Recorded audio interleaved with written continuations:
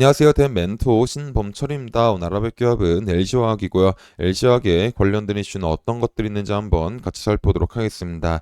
LG화학은 다양한 사업을 하고 있지만 여전히 석유화학 쪽에서 가장 많은 매출이 나오고 있다라는 겁니다.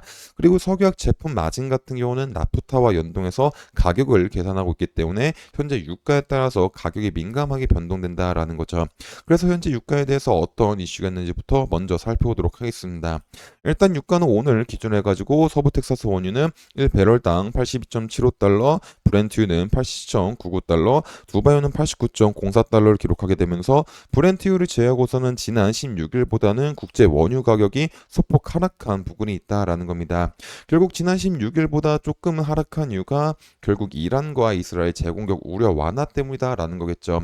일단 이스라엘 같은 경우는 지난 주말에 제한적인 보복 공격을 단행했지만은 이란 외무부 장관은 미국 MBC와 인터뷰에서 이란은 이스라엘의 보복 공격에 대응할 계획이 없고 이스라엘의 새로운 모험주의가 없는 한 우리는 어떤 새로운 반응도 하지 않을 거다라는 말을 하게 되면서 국제 유가는 이란과 이스라엘 재통들 가능성이 낮아지게 되면서 중동 지역에 대한 지정학적 불안성이 완화가 되다 보니까 호르무즈 해협의 봉쇄 가능성으로 인한 유가 상승에 대한 불안감이 완화가 되게 되면서 유가는 소폭 하락을 했다라고 보시면 될 것 같습니다.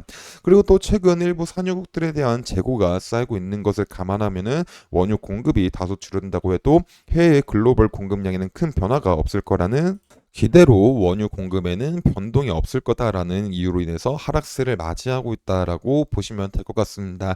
그래서 지난 16일보다는 소폭 하락한 부분이 있지만 여전히 유가는 고유가가 지속이 되고 있다라는 것은 변함이 없다라는 겁니다.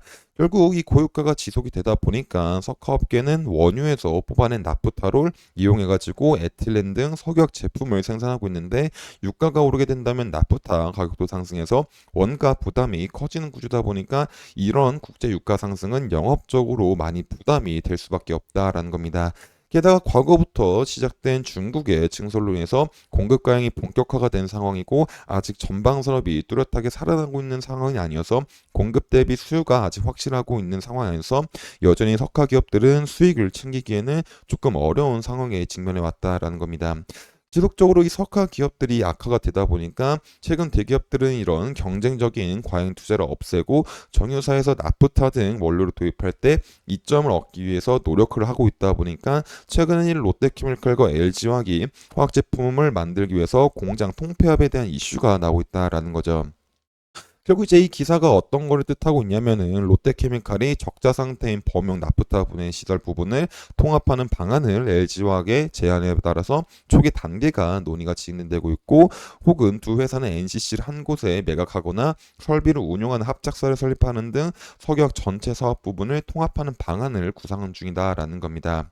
하지만 최근 LG화학과 롯데화학 풍문 또는 보도에 대한 해명을 보게 된다면은 아직까진 부인을 하고 있는 모습을 보여주고 있다라는 거죠. 그래서 본 공시는 2024년 4월 24일자로 한국 경제에서 보도한 LG 롯데화학 제품 만들수록 적자 여순 통폐합 공제에 대한 해명 공시 분이다라는 겁니다. 그리고 해당 기사 내용에서 당사와 롯데케미칼 간의 NCC 부분 통합 또는 합작사 설립 방안에 대한 당사는 검토한 바가 없다라는 겁니다. 그래서 현재 이 LG와 롯데에 대한 통폐합은 두 기업에서 풍문 또는 보도에 대한 해명을 하게 되면서 사실이 아니다라고 볼 수 있지만은 현재로서는 이 기사가 지속적으로 나올 수밖에 없는 이유는 지속된 유가 상승으로 인해서 석화 제품에 대한 스프레드가 악화가 되고 또 국내 석유화학 최대 제품의 수요처였던 중국이 최대 생산국으로 바뀌게 되면서 국내 석화업계가 힘든 길을 걸어가고 있기 때문이다라고 보시면 될 것 같습니다. 그러다 보니까 현재 LG화학은 앞으로 이 첨단 쪽으로 지속적으로 자금을 투자해야 되는데 현재 차입금 운도가 커지게 되면서 업황도 안 좋기 때문에 기존 캐시카우 사업을 했었던 이 석유화학 부분이 재기능을 못하고 있는 것은 변함없는 사실이다라고 보시면 될 것 같습니다. 그래서 정리를 하자면은 이제 LG화학 같은 경우는 지속적으로 석유화학 업황 악화로 인해 가지고 실적이 악화가 되다 보니까 이런 공장 통폐합에 대한 이슈까지도 나오고 있다라는 거죠. 하지만 결국 공장 통폐합 이슈는 LG화학이 이 부분에 대해서는 부인을 했다라는 게 중요하지 않을까 싶습니다. 그래서 앞으로 이 부분이 어떻게 바뀔지 지속적으로 살펴봐야 될 것 같습니다. 그래서 이런 부분들은 제가 지속적으로 확인을 해서 여러분들한테 알려드릴 예정이다 보니까 LG화학에 관심 있으신 분들은 제 영상을 시청해주시면 감사하겠습니다. 그래서 LG화학에 대한 이제 차트도 한번 같이 살펴보도록 하겠습니다. 일단 LG화학 같은 경우는 지속적으로 하락 추세가 지속이 되고 있기 때문에 이제 차트적으로는 뭐 크게 볼 건 없을 것 같습니다.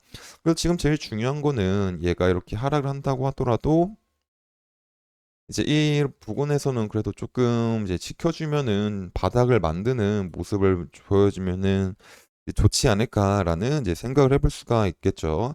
하지만 얘가 여기서 바닥을 만든 다음에 다시 반등이 나온다고 하더라도 여전히 이런 부분과 이런 부분들은 단기적으로 강한 매물대이기 때문에 소폭 눌림이 나올 수가 있는 가능성도 생각해야 되지 않을까 싶습니다.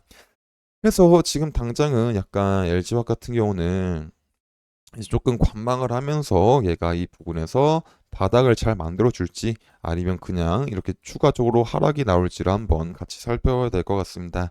그래서 이런 부분들도 제가 지속적으로 확인을 해서 여러분들한테 알려드릴 예다 보니까 LG화학에 관심 있으신 분들은 제 영상을 시청해 주시면 감사하겠습니다.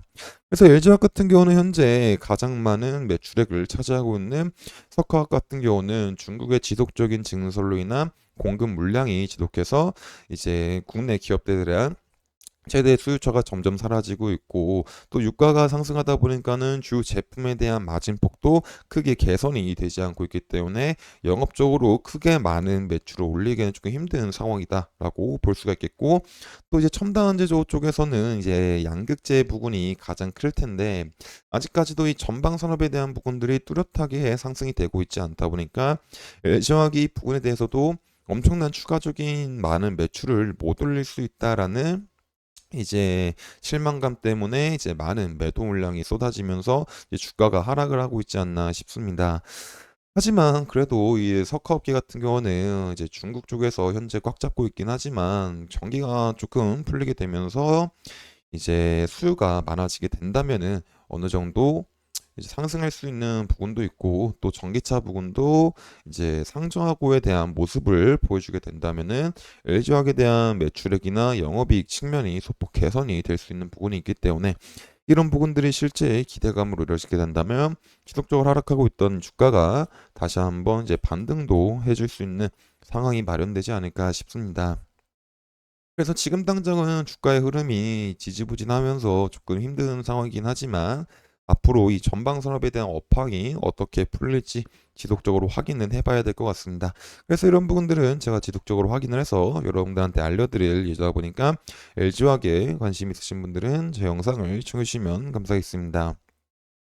이상 대현 멘토 신범철이었습니다.